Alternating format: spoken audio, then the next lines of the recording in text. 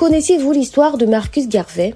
Entre 1917 et 1940, ce Jamaïcain a porté l'espoir d'une vie meilleure pour des millions de Noirs vivant dans une Amérique raciste. Il a créé une franc-maçonnerie noire et s'est autoproclamé président provisoire de l'Afrique. Marcus Garvey naît le 17 août 1887 sur la côte nord de la Jamaïque. À cette époque, l'esclavage était aboli depuis déjà plus d'un siècle et demi. À 14 ans, Garvey est embauché comme apprenti par un imprimeur de sa ville. À 16 ans, il part à Kingston dans une succursale de l'imprimerie. Toujours tiré à 4 épingles, il rêve de faire partir de la riche bourgeoisie noire de l'île. À 19 ans, il porte la cause des ouvriers typographes de son imprimerie qui réclament des salaires décents. Mais la grève est écrasée et le jeune homme perd son job.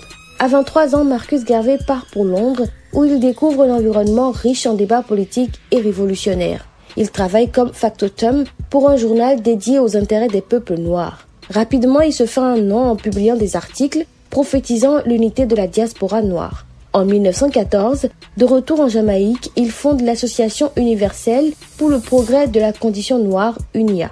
2 ans plus tard, il s'installe à Harlem, New York, où il est profondément marqué par la ségrégation raciale. Ces expériences renforcent son engagement et il devient le porte-voix de la race noire. Garvey fonde ensuite le journal The Negro World et attire de plus en plus de soutien et de cotisations pour l'UNIA.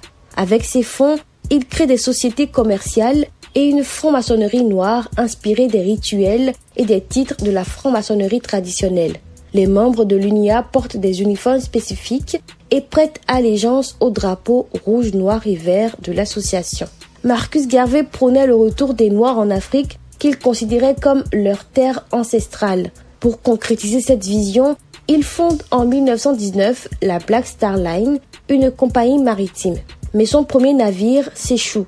Malgré cela, Garvey continue de rallier des partisans et en 1920, il organise une grande convention pour l'UNIA. Lors de cette convention, l'association adopte la Déclaration des droits des peuples noirs. Mais en 1922, alors que la Black Star Line a fait faillite, il commet l'erreur d'inviter le chef de la société secrète, Ku Klux Klan, à une convention, ce qui suscite un énorme scandale. Sa chute se précipite avec des accusations de fraude, des procès et une condamnation à 5 ans de prison. Libéré en 1927 mais expulsé des États-Unis, il retourne en Jamaïque où il fait face à des difficultés financières. En 1935, Garvey s'exile à Londres. Il meurt en 1940, oublié de beaucoup. Mais dans les années 70, il est redécouvert et devient une icône pour le mouvement Rastafari grâce aux chansons de Peter Tosh et Bob Marley.